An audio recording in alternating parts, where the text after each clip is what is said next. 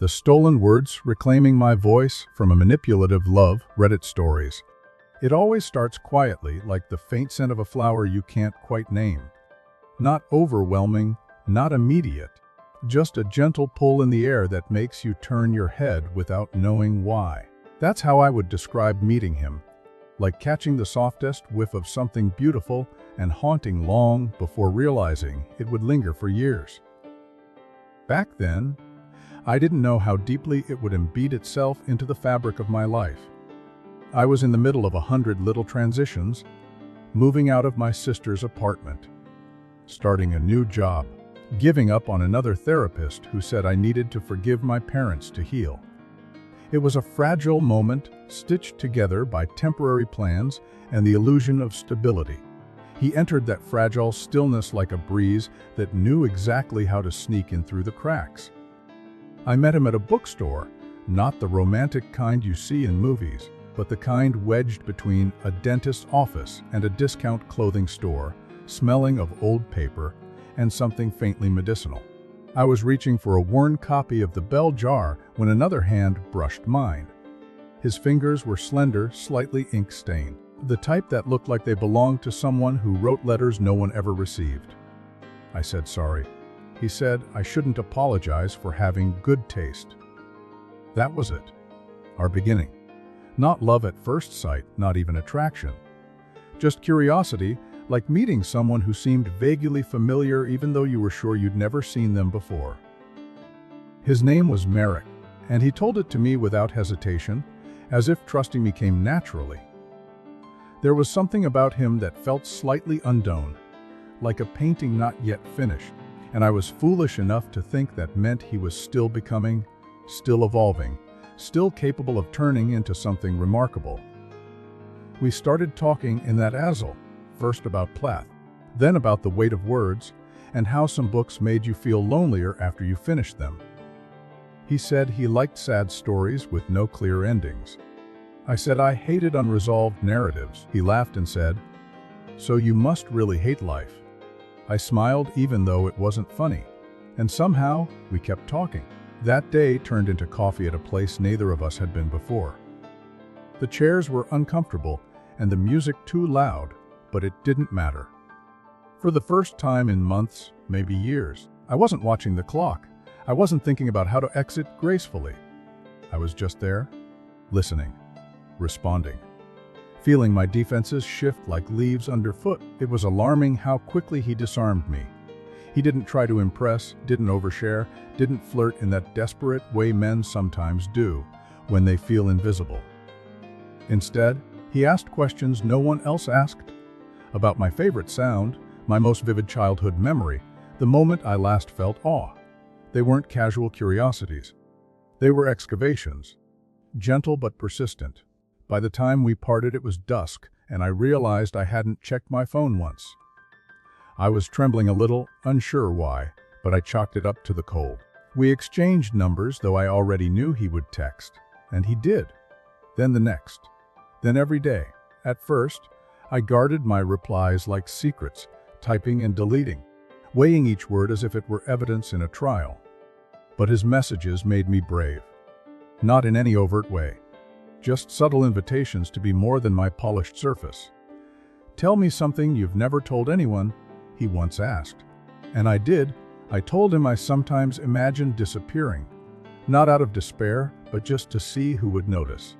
He didn't offer sympathy or solutions. He just said, "That makes sense." That was the first time I cried over someone understanding something I hadn't dared say aloud before. Our relationship unfolded like a novel with no chapters, just scenes stitched together by the invisible thread of attention. He started showing up more often, dropping by after work with coffee and a new book for me, leaving tiny poems on napkins tucked into my bag. He never demanded space in my life. He just created it for himself and waited for me to fill it. And I did. Willingly. Desperately. But slowly, I noticed things. Little things. How he never talked about his family. How he changed the subject when I mentioned the future. How he sometimes stared into the distance like he was listening to a song only he could hear. I told myself not to worry. that everyone carries silence in some shape. But his silence wasn't peaceful. It was charged, like a storm he kept at bay with charm and soft words. I ignored the way his eyes sometimes flinched when I asked too much. I convinced myself that love required patience, that I could be the safe place he needed. After all, hadn't he become mine? One night, weeks after we started sleeping in the same bed, I woke to find him sitting on the edge of the mattress, fully clothed, staring out the window. The city lights reflected faintly on his face, making him look almost translucent. I asked what he was doing. He said, listening to the quiet. Then he lay back down and held me like he was afraid I might vanish if he let go.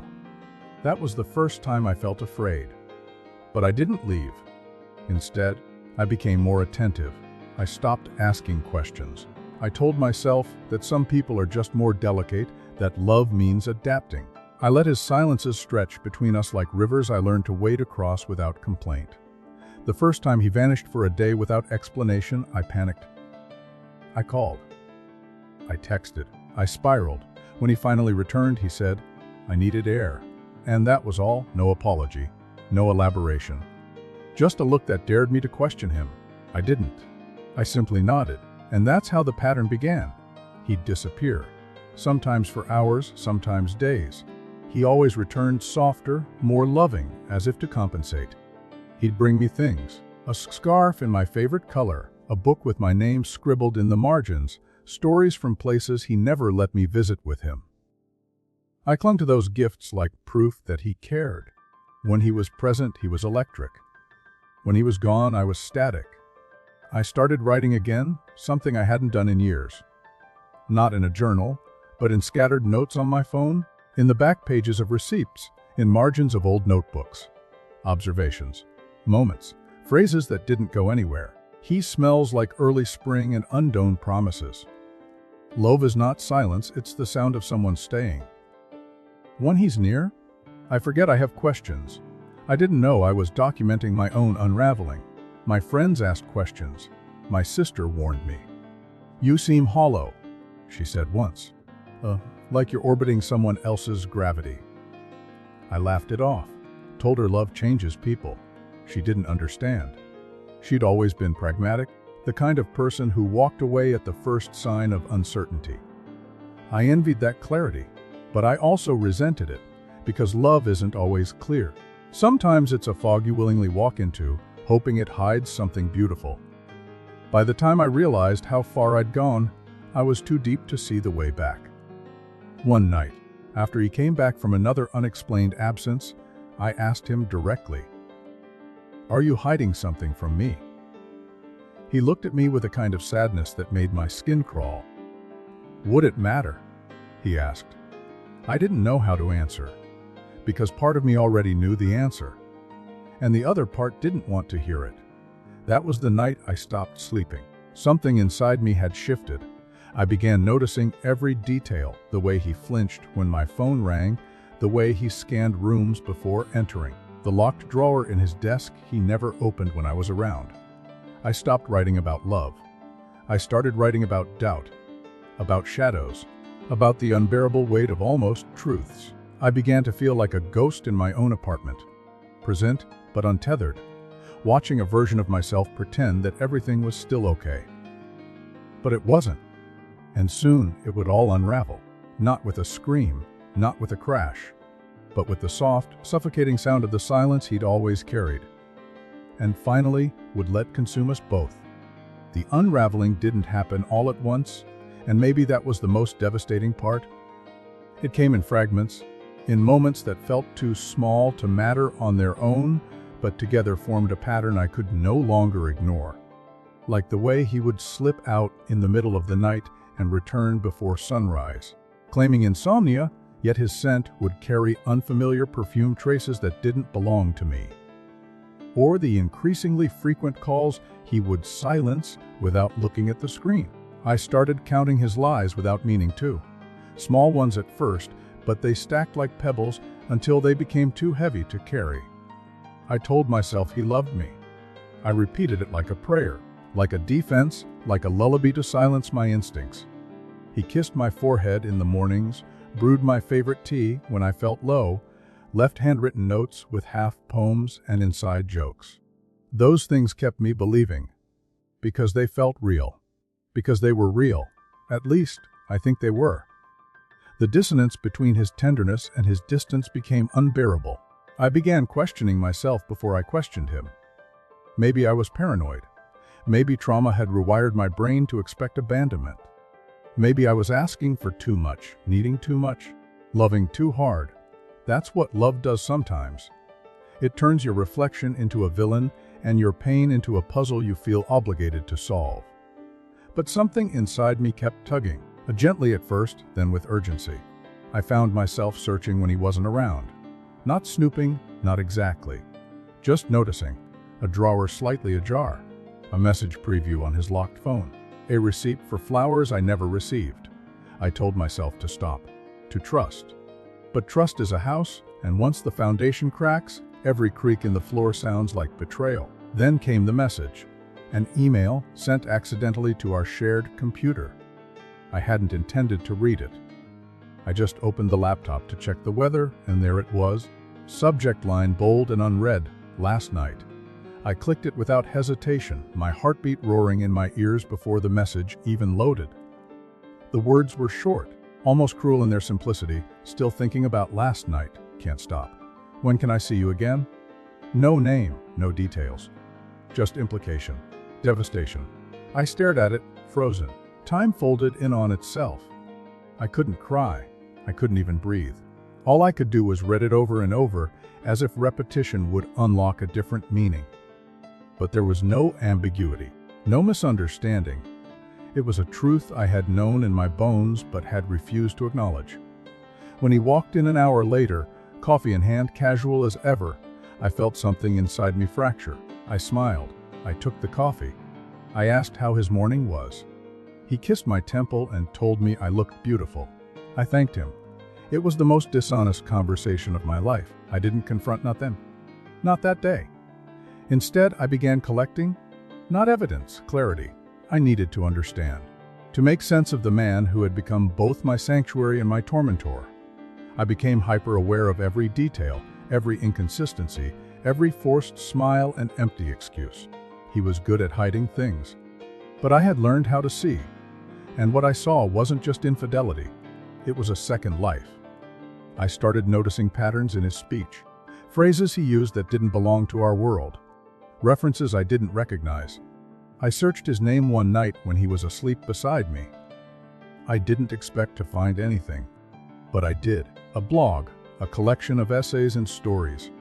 Nos wordos, his words. Stories about love, about a woman, about me. Except it wasn't me. Not really. It was someone like me.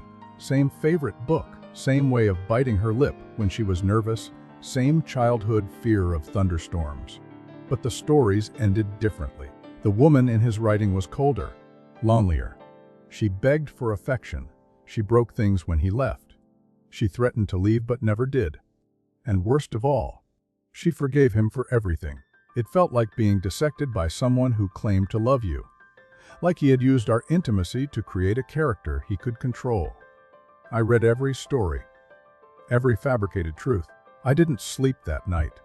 I just watched him as he dreamed beside me, wondering which version of me he loved, if any. In the days that followed, I pretended everything was fine. I kissed him back. I made dinner. I laughed at the right moments. I played the role he had written. But inside, I was retreating. Building walls he couldn't see, preserving the last pieces of myself he hadn't yet rewritten. And then something unexpected happened. I began to feel free, not in a joyful way, but in a quiet, defiant way. Like realizing a room you thought you were locked in never had a door. The love I had clung to had become a performance. And I was done being the lead in a play I hadn't agreed to. One morning, while he was in the shower, I packed a bag. Not much, just what I needed: my notebook, my keys, the book I was reading when we met. I left a note. Not dramatic, just a line from one of his own stories. You can't love someone you're still trying to understand. Then I walked out. It was raining. Fitting, I thought. A cliché. But sometimes clichés are true. The rain hid my tears, but there weren't many. Mostly, there was numbness, and beneath it, relief. I stayed with my sister for a few days. She didn't ask questions. She just handed me a blanket and made me tea. I told her everything eventually. She didn't say, "I told you so." She just listened. That was all I needed. Time passed slowly after that. Grief isn't always loud. Sometimes it's just silence that feels too heavy. I missed him. Of course I did. I missed the idea of him, the way he made me feel when he was fully present. But I also knew those moments were borrowed. They weren't the whole story, and I deserved a whole story. One night, months later, I got a message from an unknown number. Just one sentence of "Was it all a lie to you?" I stared at it for a long time. I didn't respond. Some things don't deserve closure. Some things are only meant to teach us how to never lose ourselves again. I started writing again. Real writing. Not about him. Not yet. But about things I had forgotten I loved. The sea. Old photographs. The way the world smells after rain. And slowly I began to return to myself. I cut my hair. I redecorated my apartment. I let new people into my life. Nothing dramatic. Just quiet, persistent steps toward healing. And I realized something important. Love doesn't have to be a storm. It doesn't have to leave you breathless or broken or begging. It can be gentle. It can be honest.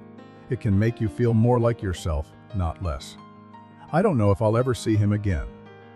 Maybe I will. Maybe he'll smile that same smile and ask if I still hate unresolved stories. And maybe I'll smile back and say, "Not anymore. I just don't want to live one." A healing doesn't arrive with a grand announcement. It doesn't knock on your door and declare that you're whole again. It seeps in slowly, sometimes unnoticed, like sunlight creeping through the cracks of a closed curtain. At first, it's just a day without tears. Then a moment of laughter that surprises you. Eventually, it becomes the absence of H when you say their name. But in the beginning, it's awkward. It feels fake. Like you're rehearsing a life that doesn't quite fit yet. That's how I felt in the weeks after leaving Marek. Like an understudy suddenly thrust onto a stage she never wanted, fumbling her lines in a play she didn't choose to perform. I tried to pretend I was okay. I filled my days with movement. Early morning runs, back-to-back shifts at the bookstore, evening yoga classes where I barely breathed between poses. I repainted the kitchen cabinets in my apartment even though they were fine. I rearranged my bookshelf a dozen times. I deleted his number, re-added it, and then blocked it for good. I told myself this was strength, but really it was survival. My sister, ever the pragmatist, gave me space but not too much. She invited me to dinner on Sundays, sent me memes she didn't fully understand, and reminded me to eat when I forgot. I didn't talk about him much. I think she knew that if I opened that door, the grief might pour out too fast for me to catch. Instead, I wrote. Every night. Not about him, never directly, but about fragments of feelings, moments I couldn't shake. A woman watching her reflection morph into a stranger. A bird learning to fly with one clipped wing. A city girl growing roots in the forest of her own silence. Stories that didn't resolve. Characters that didn't heal perfectly. But writing them made me feel less like a ghost. Then came the invitation. It arrived in the mail, tucked between a bill and a grocery store flyer. An envelope addressed by hand, my full name written with careful precision. Inside was a cream-colored card bordered in gold. A wedding invitation. Marek's cousin, Lydia. I'd only met her once, briefly, during a party at his place. She was loud, bright, and smelled like gardenias. She hugged me like we were old friends. Apparently, she hadn't heard. Or maybe she had, and this was her way of reaching out. Either way, it was jarring. His name wasn't on the card, but I knew he'd be there. It was a cruel reminder that the world doesn't stop spinning just because your heart breaks. People move on. Parties continue. Love reshapes itself in new directions. For days, I debated whether to go. Logic said no. Pride screamed absolutely not. But something quieter, something more curious, nudged me toward yes. Not because I wanted to see him. Not because I hoped for a scene. but because I wanted to prove to myself that I could stand in a room where he existed and not crumble. That the ghost of us couldn't haunt me forever. So I went. The wedding was held at a converted barn outside the city. Rustic, romantic, annoyingly beautiful. I wore a dress that made me feel invincible. Not sexy, not stunning, just strong. Steel blue, high neck, clean lines. I tied my hair up and painted on confidence like war paint. When I arrived, the sun was beginning to set, casting long golden lines across the fields. Laughter floated through the air like petals on wind. And there he was. Marek, standing by the bar, drink in hand, head tilted slightly as he listened to someone speak. He looked the same, a little thinner maybe, a little older, but still heartbreakingly familiar. He hadn't seen me yet. I could have left. I thought about it, but instead I walked in, let the door click shut behind me, and let myself breathe. For a while, I blended. I spoke to strangers, complimented the bride, danced with someone's uncle who couldn't quite keep rhythm. I drank too much champagne and ate too little. And then, inevitably, our eyes met. It wasn't dramatic. No music swelled. No one gasped. Just a flicker across the room, his gaze locking with mine for one suspended beat. He didn't smile. Neither did I. We just looked. Then he turned away. And somehow that hurt more than if he'd come over. Because it wasn't rejection. It was indifference. Or maybe restraint. And it proved what I feared most, that I didn't matter anymore. But here's the strange thing. I didn't fall apart. I finished my drink. I danced again. I stepped outside into the cool evening air and let myself feel it all. The disappointment, the relief, the strange cocktail of closure and sorrow. That night I dreamed of him. Not the real him. The version I created. The one who once read me poems by candlelight. The one who told me I made silence feel like music. I woke up crying. And then I didn't cry again. Weeks passed. Seasons shifted. I didn't mark the exact day I stopped missing him. But I know it happened, because one morning I woke up and didn't feel the itch. Didn't check my phone out of habit. Didn't imagine him walking back through my door. I just stretched, made coffee, and played my favorite song on repeat without remembering he used to hate it. I started dating again. Nothing serious, just conversations, coffee, shared glances. I wasn't looking for anything, but I didn't flinch when someone touched my hand. I didn't recoil from softness. That felt like progress. I met someone named Julian at a book reading. He wasn't Marek. Not at all. Where Marek was shadow, Julian was sun. He laughed too loud and tripped over his words when he got excited. He asked for consent before every kiss, even after I said he didn't have to. He brought me flowers for no reason and let me cry when I didn't know why. With him, I didn't feel haunted. I felt seen. And that terrified me, because loving after loss feels like trespassing in your own heart. But he didn't rush me. He let me take my time. One night, I told him everything. Not the watered-down version. The whole story. He listened, held my hand, and said, "Thank you for surviving him." That's when I knew I wasn't broken anymore. I was bruised, maybe, but whole. Whole enough to try again. Whole enough to believe that love could exist without pain. I never spoke to Marek again. Never needed to. He faded the way memories do when you stop feeding them. Occasionally, I'd see something that reminded me, a book, spine, a scent, a song, but it didn't pull me under. It just reminded me of how far I'd come. Healing isn't linear. There are still days I miss the idea of him. But the truth is, I was never in love with him. I was in love with the version of myself I hoped he would bring out. The dream of being chosen, understood, cherished. But real love isn't about being chosen. It's about choosing every day. Even when it's hard, especially then. Julian taught me that.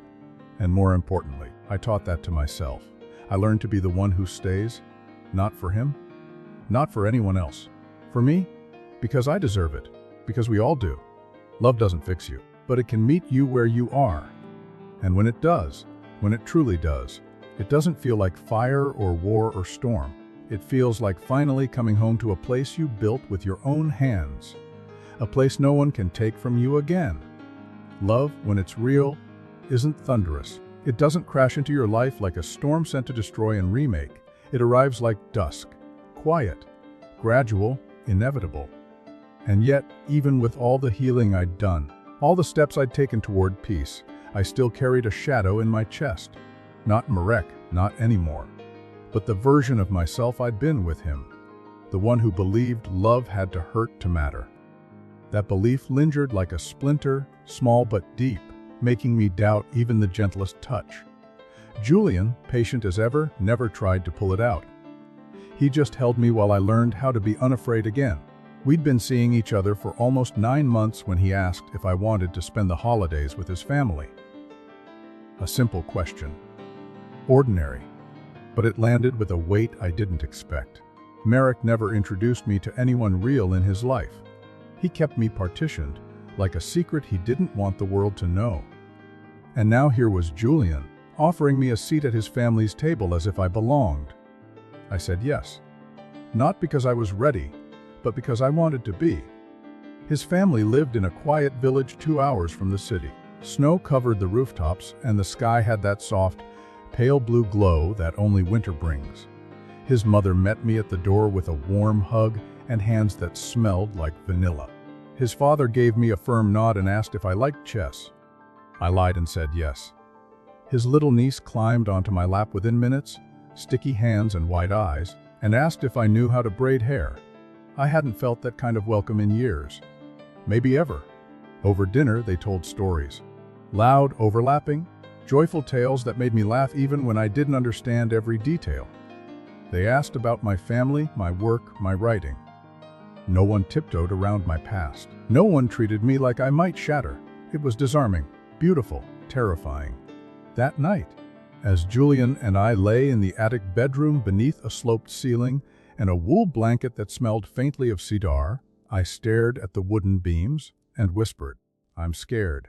He didn't ask why. He just turned toward me, wrapped his arm around my waist, and said, "Mem too." And somehow that was exactly what I needed. Admitting fear without shame. Sharing it, letting it breathe. We spent 3 days there. By the time we returned to the city, something inside me had shifted again. Not dramatically, just a little more room in my chest, a little more trust in the quiet. But life, as always, doesn't let you coast for long. A week later, I got an email from an address I didn't recognize. The subject line, your work. I almost deleted it. I assumed it was spam. But something made me open it. And when I did, I stopped breathing. Dear Eva, I hope this message finds you well. I recently read a piece published under the pseudonym MJ Rowan in an online anthology titled The Coups of Her Silence. I believe you may be the real author. The protagonist's experiences, language, and references align almost identically with content you once shared on your personal blog years ago, so which, I admit, I was a quiet admirer of. If I'm wrong, I apologize. But if I'm right, I wanted to let you know. Your words are being published, and celebrated under someone else's name. My hands went cold. I reread the email 3 times before closing the tab. I hadn't thought about that blog in years. I deleted it during the Marek era, thinking it was too personal, too raw. But some of the entries, little poems, reflections, lines I scribbled during sleepless nights, were pieces of me. I had never submitted them anywhere. I had never shown them to anyone except him. My stomach twisted. I opened a search bar and typed the pseudonym MJ Rowan. The results stunned me. A modest but growing online presence. Several published essays. A few podcast interviews. A deepened collection of short stories forthcoming in the spring. I clicked the link to the anthology the email had mentioned. Scanned the table of contents. My eyes landed on the title, The Girl Who Learned to Swallow Silence. My title, my story, word for word. I felt like I was falling, weightless and breathless and furious. He hadn't just rewritten me in his fiction. He had stolen my actual words, published them, gained recognition. While I was stitching myself back together, he was selling my voice as his own. The betrayal hit differently this time, sharper. Not the kind that breaks your heart, but the kind that lights it on fire. I didn't cry, I didn't scream. I just sat there, still as glass, and let the rage crystallize. Julian found me like that hours later. I hadn't moved. I showed him everything. He didn't speak for a long time. When he finally did, his voice was steady. "You have to expose him?" But I shook my head. "I don't want this to be about him anymore." He tilted his head. "Then make it about you?" I didn't sleep that night. I started gathering every scrap of writing I had. Old files, backup drives, screenshots, timestamps. I compiled it all. I drafted a letter to the editorial board of the anthology. I was careful, factual, unemotional. I presented proof. I didn't accuse, I revealed. Then I submitted it and waited. It took a week. 7 days of silence. On the 8th, I received a response. "Thank you for bringing this to our attention. After reviewing the evidence, we have decided to remove the piece from our platform and terminate our relationship with the contributor. We deeply regret the oversight and appreciate your courage in speaking up." That night, for the first time in months, I slept soundly. But it wasn't over, because something inside me had shifted again, not toward revenge, but reclamation. I realized I had been hiding, not just from Marek, from myself, from the power of my own voice. So I submitted my own work to real journals, under my real name. I started writing under my truth, not the one someone else tried to steal. The first rejection didn't sting. It felt like movement. The second felt like defiance. The third, possibility. And then a yes, a small publication, but mine, entirely mine. When I held the printed copy in my hands, I wept, not because of the recognition, but because I had found my way back. I told Julian I loved him that night. The words tasted new and certain. He smiled, kissed my forehead, and whispered, "I know." Life didn't magically become perfect after that. I still had bad days. Still flinched at unexpected shadows. Still mourned the version of me that once mistook silence for safety. But I was building something new now. Not from ruins, from roots. I began mentoring at a local writing center. Met women who had lost themselves in other people's stories. Helped them find their voices again. And in doing so, solidified my own. The last time I heard Marek's name was in an article about literary fraud. They didn't mention me. I didn't need them to. I had already reclaimed everything that mattered. Not by burning his legacy down, but by building something stronger beside it. A place where no one could rewrite me without my permission. A place where my silence had turned into song. There is a strange quiet that settles in your life once the storm has passed.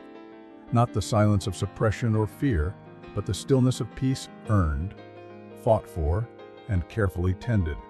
I was living in that silence now, not haunted by it, but comforted by its familiarity. It wasn't absence, it was presence. Of boundaries, of clarity, of myself. Every morning began with intention. I made coffee without haste, opened the windows regardless of weather, and stood in the light or the wind or the cold, just to feel it on my skin. I had learned to inhabit my days fully, to no longer skim over them like footnotes. It was during one of those quiet mornings that a letter arrived. Not an email. A real letter. Handwritten address, no return label. For a second, I thought it might be from someone at the writing center. I had a few mentees who liked sending thank you notes. But as I peeled the envelope open and unfolded the thick, textured paper, I recognized the handwriting instantly. It was Marek's. A fist closed around my ribs. My fingers trembled, not from fear, but from the jolt of being dragged back into a chapter I had sealed shut. I sat down, unfolded the page completely, and read. Eva, if you're reading this, I want you to know I debated sending it for months. You're not obligated to respond. I wouldn't blame you if you didn't. I heard what happened. The fallout. The articles. The silence that followed. I deserved it all. I want to say I'm sorry, but those words feel brittle and small compared to the hurt I caused. I'm writing because I need you to know something. And it's not an excuse. It's not even a confession. It's just the only truth I have left. When I took your words, I didn't do it out of malice. I did it because I didn't know who I was without you. You were the only real thing I'd ever known. Your mind, your voice. It lit something in me I'd spent years trying to find. But instead of nurturing it, I consumed it. I used it. I desecrated it. And in doing so, I lost the only version of myself that ever felt honest. I'm sorry for stealing your voice, but more than that, I'm sorry for not seeing your silence for what it was. A scream? If I could go back, I wouldn't ask for forgiveness. I'd ask for understanding. But I won't ask for either now. I only wanted to tell you I see it. I finally see it. And I hope wherever you are, you found something better than what I could ever offer. Yours. Not asking to be remembered, just not forgotten completely. M. I read it twice. Then I folded it and placed it in the back of a drawer I rarely opened. I didn't cry. I didn't tremble. I just sat there, marveling at how little weight his words held now. Once, they would have shattered me. Now, they were just another artifact from a museum I no longer wandered through. I didn't tell Julian about the letter right away. Not because I was hiding anything, but because it didn't feel urgent. It wasn't a wound. It was a scar touched and acknowledged. When I eventually mentioned it, weeks later over breakfast, he looked at me carefully and asked, "Do you want to respond?" I shook my head. He said not to. And for once, I'm going to let him be right. Julian nodded and returned to his eggs. No probing, no jealousy, no fear, just trust. The kind I had never known before him. That spring, my first collection was published. The versions of her. The title alone felt like closure. The launch reading was held in a cozy independent bookstore. The very same one where I'd first met Marek. That decision was deliberate, not to honor him, but to reclaim the space, to rewrite the memory. The place hadn't changed much. Still smelled of dust and old spines. Still hummed with the quiet reverence of people seeking pieces of themselves in paper. But I had changed. I stood before the small audience, friends, strangers, students, and read passages I once believed no one would ever hear. My voice didn't shake. My hands didn't falter. When I finished, the room was still, not empty, just absorbing. Then came the applause, gentle, sincere, and thunderous in my chest. Afterward, people approached. Some with questions, some with tears. One woman, no older than 20, handed me a note. She didn't say a word, just pressed it into my palm and walked away. I unfolded it later, sitting on the floor of my apartment, still wearing my dress from the event. It read, "Thank you for giving me permission to leave the version of myself I no longer recognize." I wept then. Not for Marek, not for the past. For that girl, for every girl, still trapped in someone else's narrative. That summer, Julian and I traveled. We kept it simple. A cottage by the sea borrowed from a friend. No itinerary, no plans, just long walks, salty air, and quiet mornings with coffee and shared silence that didn't age. I wrote every day. Poems, stories, even a few essays about the power of reclaiming narrative. Julian painted. Not well, he always insisted, but with joy. Watching him, barefoot, laughing, smearing blue across canvas, I realized something that made my throat tighten. I wasn't waiting for the other shoe to drop anymore. I wasn't preparing for betrayal in the background of happiness. I was just here, present, whole. On our last night there, we sat on the porch, the sky ink dark. Stars punched through like confessions. Julian reached for my hand. "I've been thinking," he said. "Dangerous." I teased. He smiled. Then his face softened. "Not about forever, just about tomorrow. I want to keep building toward it with you." My breath caught, not from fear, but from awe. The kind you feel when you realize the ground beneath you is solid after so many years of falling. "Then let's build," I whispered. That night, I dreamed of the sea, vast and open and mine. When autumn arrived, I began teaching a new course at the university, writing the self. The class filled quickly. The students, mostly young women, arrived with notebooks full of erasure and pens trembling with almost words. I told them on the first day, "This is not a class about writing what you know. It's about writing until you know."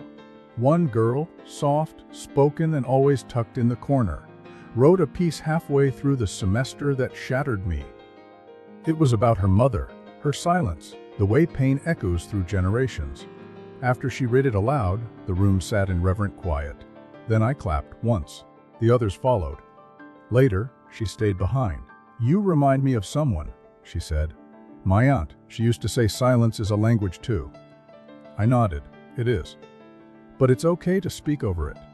That evening, walking home beneath a sky bleeding orange and gold, I thought of the versions of myself I had buried. The girl who stayed too long. The woman who doubted her worth. The writer who handed her voice to someone else. I had mourned them all. But now I honored them too. They got me here. They endured so I could thrive. And thriving I was. Not in spite of what I'd lived through, but because I had dared to live beyond it. The fifth part of my story wasn't about reclaiming anymore. It was about redefining, about joy that didn't ask for permission, about love that didn't require sacrifice, about being seen, heard, and known, not through someone else's gaze, but through the mirror I no longer feared. The past still lingered, yes, but like a distant echo, faint, powerless, and the future, it was mine, fully, fiercely, finally. You'd think the final chapter of a story like this would end with a wedding, a house with warm light spilling out the windows, perhaps the sound of children laughing somewhere just out of frame. But real endings, at least the ones that matter, are rarely so photogenic. They arrive like the tide, slow, persistent, undeniable, changing the landscape in quiet ways until one day you realize the shoreline isn't where it used to be. That's how I knew I had arrived at the conclusion of this story. Not because I found a perfect man, not because I tied the past neatly in a bow, but because one morning I opened the drawer where I'd kept Marek's letter and threw it away without reading it again. There was no ceremony to it, no last-minute hesitation, just a quiet decision in a quiet apartment made by a woman who finally understood that some things are not worth keeping. Even as memory, that same week I received an invitation, not a literal one, an opportunity. A friend of mine, a publisher I had met through the university, reached out to ask if I'd be interested in giving a talk. Reclaiming Narrative After Emotional Theft. That was the title she suggested. I stared at the email for a long time. It felt exposing, final, as if by speaking it into a microphone, I would confirm what I had long known but rarely said out loud, that I had been rewritten by someone else and had clawed my way back to the original manuscript. And that maybe, just maybe, the version of me that survived was better. I said yes. The auditorium was small, intimate, with low lighting and warm wood paneling. The kind of space that invited honesty. Julian came, of course. He sat in the front row, pen in hand as if he needed to take notes even though he'd heard every version of my story already. There was a time I would have hated that kind of attention, would have flinched under the gaze of someone who cared so openly. But now it steadied me. I began the talk not with a definition, but with a confession. I used to believe that when someone stole your voice, they stole your story. That once your words were used by someone else, twisted, sold, consumed. They no longer belonged to you. But I've learned something since then. Your voice is not a single moment or page. It's a well, deep, replenishing, inexhaustible. They can draw from it. They can even claim it. But they can never dry it up, not unless you let them. The room was silent. Not the fearful kind, the listening kind. The kind that feels sacred. I was rewritten. I continued, not in the way you think, not by red pen or editorial cuts, but by someone who looked at me and saw a character instead of a person, someone who loved the shape of my mind but didn't understand its weight. He copied my words, yes, but more than that, he tried to tell my story better than I could. And for a long time, I believed him. A pause. I don't anymore. The applause that followed was quiet, then growing, then overwhelming. I didn't cry. I smiled. A real smile. One that came from deep in my chest. One I hadn't known I was capable of before. Afterward, people came up to me. Some told their stories. Others just said thank you. A few said nothing at all, just held my hand briefly before walking away. And that was enough. In the days that followed, something curious happened. I began to feel light. Not euphoric. Not elated, just unburdened. Like I had finally returned a book I had been carrying around for too long, one I never truly owned. and that left space. For laughter, for love, for new things I hadn't dared hope for. Julian and I moved in together that fall. We didn't make a big deal out of it. No Facebook announcements. No matching mugs. Just two people choosing the same tomorrow, day after day. The apartment was modest but full of light, the kind that pours through windows like a blessing. I brought my plants. He brought his terrible paintings. We compromised on the couch. It was the happiest I had ever been. Not because everything was perfect, but because nothing needed to be. There was one drawer we left empty. Just one, we called it, the drawer of departure. Anything that no longer served us went in there. A letter from an ex, an outdated prescription, a piece of writing we had outgrown. And every 6 months, we emptied it without ceremony. Burned what needed to burn. Let go of what had lingered too long. We didn't talk about Marek often. But sometimes when the air got heavy or the past tugged at the corners of my mind, I'd mention a moment, a sentence, a silence. And Julian would listen. Not as a rescuer, not as a rival, but as someone who simply understood that healing doesn't erase the map. It just helps you stop walking in circles. Years passed. I taught more, wrote more, published a second collection, started a podcast with a colleague called Unwritten Pages, where women shared the stories they had never told. It grew slowly, then suddenly. One episode, a woman detailing how her poems had been plagiarized by a mentor, went viral. Emails poured in. Submissions tripled. We began traveling, recording stories live from city to city. Not for fame, not for money, for reclamation. And then one day a name popped up in our inbox. Marek. He had submitted a piece, under his real name. The subject line read, "Submission, story of a thief," but my breath caught. I opened the file. It wasn't long, maybe 1,000 words, just a single essay. But it wasn't fiction. It was a confession. He talked about what he had done. Not just to me, to others, to himself. He described his hunger for approval, for validation, for identity, and how it had consumed everything around him. He didn't beg forgiveness. He didn't even try to explain. He just told the truth. And at the end, he wrote, "This is not my story to share, but it is the only one I've never stolen." I read it 3 times. Then I deleted it. Not out of anger, not out of vengeance, out of understanding. His story didn't belong on our platform. Because my story was not about him. It never really was. And to include him now would be to center him once again. I told my co-host nothing. I never mentioned the name. Some endings don't need an audience. Some doors don't need to be reopened. Some ghosts deserve to remain ghosts. Months later, I stood on a stage in another city, another bookstore, holding the 3rd edition of the versions of her.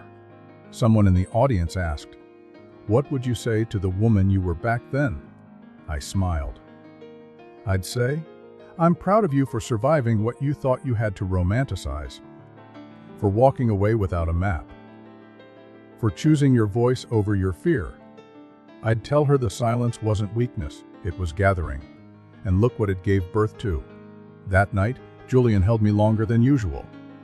I asked him what he was thinking. He said, "That I'm lucky to be part of the story you chose to write." And that's the ending, really, not the applause. Not the book sales, not even the love, but the choosing. Every day, I wake up and choose myself, my voice, my path, my peace. Marek was the scent of something that once lingered too long. Julian is the breath of fresh air that never asks to be held. But me, I am the written, unyielding, unmistakably mine. Enjoyed the video? Give it a thumbs up, subscribe to the channel, and tap the bell so you never miss an update.